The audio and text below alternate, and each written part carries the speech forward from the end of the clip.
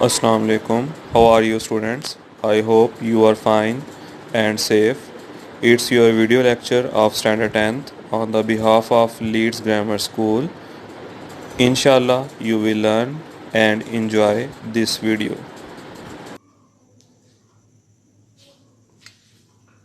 जी students, इस lecture में हम न्यू एक्सरसाइज स्टार्ट कर रहे हैं।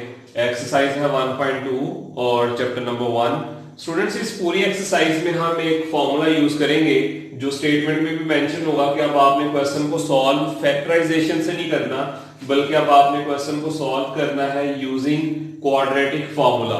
तो स्टूडेंट्स, ये क्वाड्रेटिक फॉर्मूला जो है इसको सबसे पहले हम बेसिक समझेंगे। अब देखें, इस क्वेश्चन में हमें जो है वो क्वाड्रेटिक इक्वेशन गिवन है। पहली वैल्यू एक्स स्क्वायर की पैटर्न में होगी, फिर सिंगल पावर ऑफ एक्स, फिर कांस्टेंट। अब यहाँ पे कांस्टेंट राइट हैंड साइड पे था, प्लस में है, यहाँ पे पहले हम लेके आए माइनस में, इज इक्वल टू 0। अब हमने अपने क्वेश्चन को सबसे पहले क्वाड्रेटिक इक्वेशन में यूज करना होता है। जब आप अपने क्वेश्चन को क्वाड्रेटिक इक्वेशन की फॉर्म में लिख लेंगे, अब आपने ये देखना है कि हमने क्वाड्रेटिक फॉर्मूला लगाना है। क्वाड्रेटिक फॉर्मूला में स्मॉल ए, स्मॉल बी और स्मॉल सी की वैल्यूज जो है वो होती हैं। अब आपने ये स्मॉल ए, स्मॉल बी, स्मॉल सी कैसे कैलकुलेट करना है? एक्स स्क्वायर के साथ जो भी इसका कोफिशिएंट है वो स्मॉल ए के इक्वल होगा। यहाँ पे एक्स स्क्वायर का कोफिशिएंट जो है वो स्क्वायर रूट 3 है। इसको अंडर रूट आपने बिल्कुल नहीं रीड करना, इसको स्क्वायर रूट जो है वो आपने रीड करना है। एक्स स्क्वायर जो है इसका जो कोफिशिएंट है वो स्क्वायर रूट है 3a, उसको स्मॉल a से डिनोट करेंगे, small a is equal to square root 3। फिर उसके बाद x का जो कोफिशिएंट है वो स्मॉल b से रिप्रेजेंट होगा।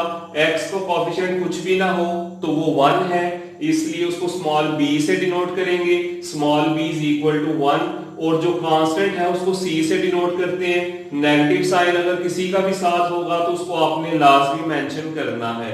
अगर small a, small b, small c इनमें से किसी के साथ भी अगर नेगेटिव साइन है वो आपने यहाँ पे मेंशन करना है। तो हमने ये बात क्लियर की, एक्स स्क्वायर का जो कोफिशिएंट है उसको हम स्मॉल a से डिनोट करेंगे, x का जो कोफिशिएंट है उसको b से डिनोट करेंगे, जो कांस्टेंट है उसको c से डिनोट करेंगे। अब आ गया हमारा फॉर्मूला।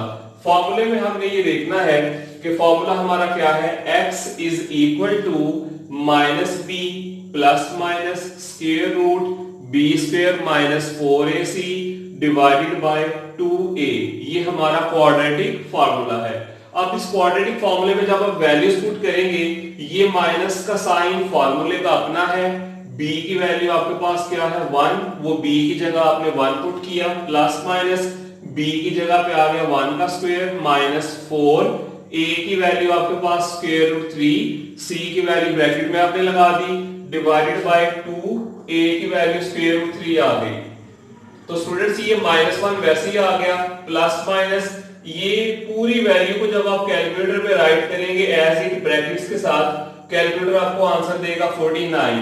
49 का स्क्वायर रूट क्या हो जाएगा 7, नीचे 2 स्क्वायर रूट 3 वैसे ही रहेगा। अब ये प्लस माइनस में है, इट मींस इसके हम 2 पार्ट्स करेंगे, एक दफा प्लस में राइट करना है, एक दफा माइनस में राइट करना है। -1 प्लस 7 करेंगे तो answer will be 6 divided by 2 square root 3, और इसको करेंगे तो -8 डिवाइडेड बाय 2 स्क्वायर रूट 3।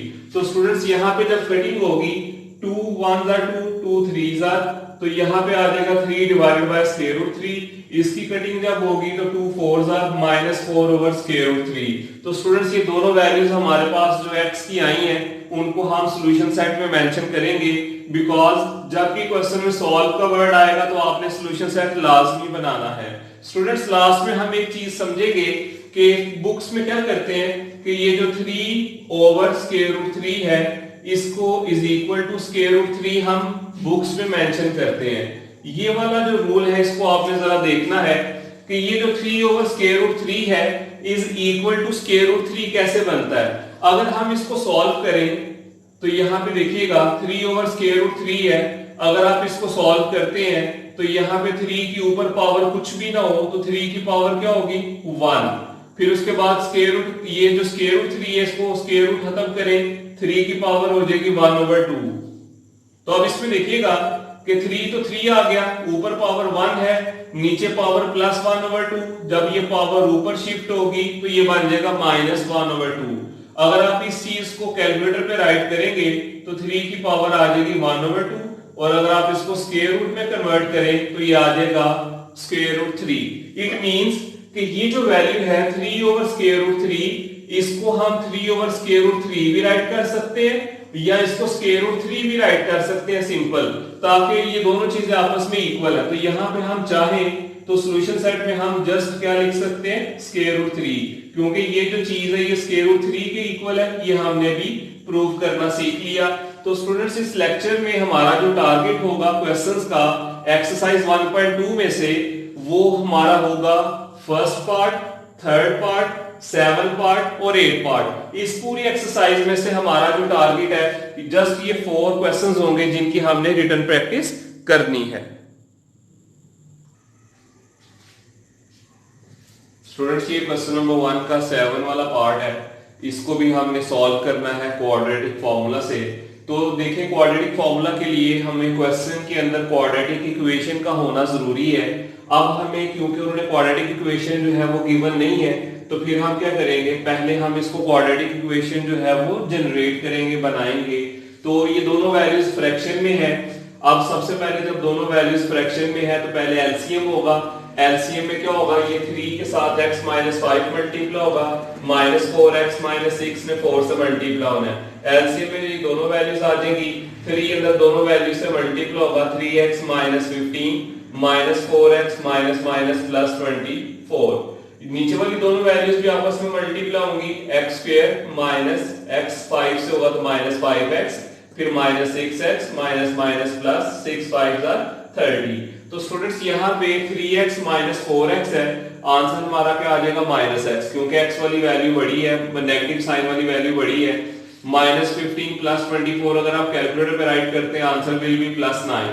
नीचे x² माइनस, ये दोनों नेगेटिव साइन है, ये मिलके -11x हो जाएगा +30। अब ये पूरी वैल्यू यहाँ पे डिवाइड हो रही है, 1 से जाके मल्टीप्लाई होगी, और वैसे ही और आप देखना है कि हमने इसको क्वाड्रेटिक इक्वेशन बनाना है। x² पॉजिटिव यहाँ पे है, ये दोनों वैल्यूज शिफ्ट हो जाएंगी राइट हैंड साइड पे, तो -x यहाँ शिफ्ट होगा तो +x, +9 यहाँ पे होगा तो क्या हो जाएगा -9। तो स्टूडेंट्स x² -11x में से एक x निकाल दिया तो -10x, और +30 में से 9 निकाले तो +21। अब ये हमारे पास क्वाड्रेटिक इक्वेशन है इक्वल टू 0। अब x² का कोफिशिएंट यहाँ पे 1 है, स्मॉल a 1 आ गया, x का जो कोफिशिएंट है वो -10 है, b की वैल्यू -10, जो कांस्टेंट है वो 21 है, c की वैल्यू 21। तो स्टूडेंट्स अब हमने यहाँ पे क्वाड्रेटिक फॉर्मूला राइट करना है, ये हमने क्वाड्रेटिक फॉर्मूला राइट किया। अब इसमें वैल्यूज पुट करेंगे, b की जगह -10 माइनस माइनस प्लस हो जाएगा, ये माइनस फॉर्मूला का था। अब यहाँ पे वैल्यूज पुट की और -4ac की वैल्यू पुट की, ये पूरी वैल्यू है। इसी तरह ब्रैकेट्स में जब आप कैलकुलेटर पे राइट करेंगे तो आपको आंसर आएगा 16 का स्क्वायर रूट लेंगे 4, एक दफा प्लस में एक दफा माइनस में, 14/2 answer will B 7, 6/2 answer will B 3। Solution set हमारा बन जाएगा 7 और 3। इसमें 3 को भी पहले लिख सकते हैं, 7 को बाद में लिख सकते हैं, इसमें कोई प्रॉब्लम नहीं है। तो स्टूडेंट्स इस लेक्चर में आपने तमाम पार्ट्स जो हैं जो हमने मेंशन किए हैं 1, 3, 7 और 8, इनकी आपने यहाँ पे रिटन प्रैक्टिस करनी है। Okay students, now you have to do your homework task on NEET register and send pics of homework to us. Stay home, stay safe, Allah bless you.